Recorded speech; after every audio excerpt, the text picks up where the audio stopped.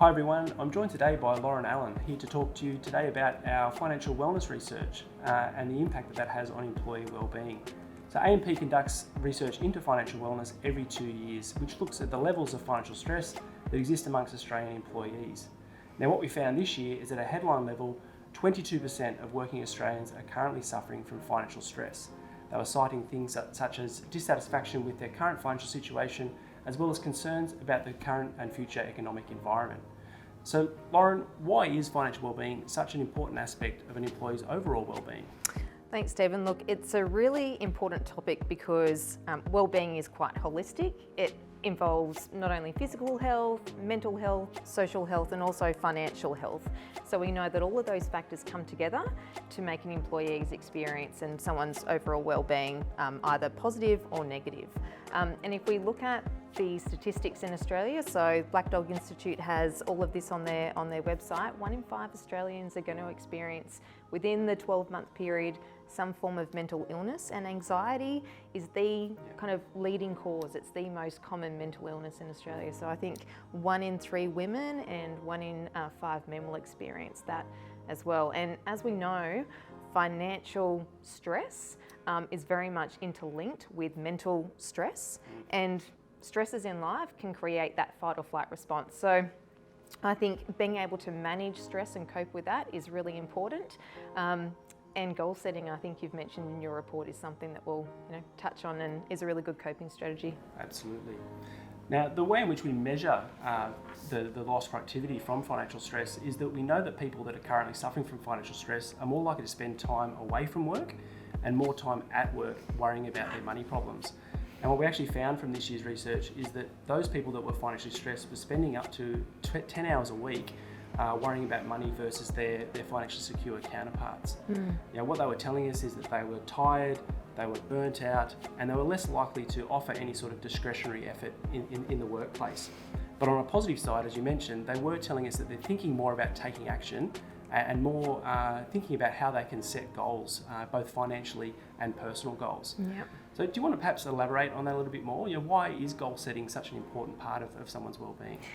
Well, goal setting is probably the cornerstone if we look at resilience, and everyone is more resilient than what we think, but goal setting is a way that you can reframe, and goal setting really is trying to put that flag on the hill and create something which can be quite overwhelming into manageable steps. So taking it day by day, and when you do goal set, you have that sense of accomplishment and achievement that you're able to tick off those small things every day, and that's a very positive factor in terms of coping and wellbeing. Yeah, great. Yeah, so in terms of tips for managing your financial wellbeing, we know that firstly it's just important to engage. And we know from the research the traits of someone that is financially well is typically someone that's set a budget. They know where their money's coming or going. They have an emergency savings fund to be able to cover any unforeseen expenses that come up. They do have goals, which we've spoken about, and they also know where to go to access further help or advice. And what we did see from the research is that there is that positive intent, but our job is to turn that positive intent into action. And that's why the research is so important, is that it helps us understand the issues that people are facing so that we can then turn that intent into positive action by translating those insights into meaningful help and action for people. So Lauren, lastly, where can people go if they are suffering from stress? What are some of the tools and resources that they can tap into? Sure. We did mention goal setting, but to be in that point of thinking clearly, often it's facing reality and actually delving into those hard facts. And to do that often means you either need to reach out to a friend, a colleague. A lot of workplaces like AMP have mental health first aiders or EAP programs, so employee assistance programs, which offer free counselling, wellbeing services, and our EAP program also offers financial coaching.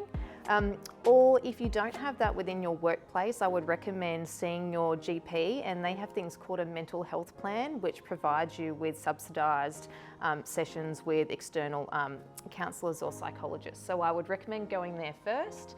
And also, if you are in distress, there are a number of support, either non-for-profit or government advice lines that you can contact but in particular I would recommend Beyond Blue, Lifeline, and of course, please contact emergency services if there is someone who you are concerned about who may be thinking about self-harm.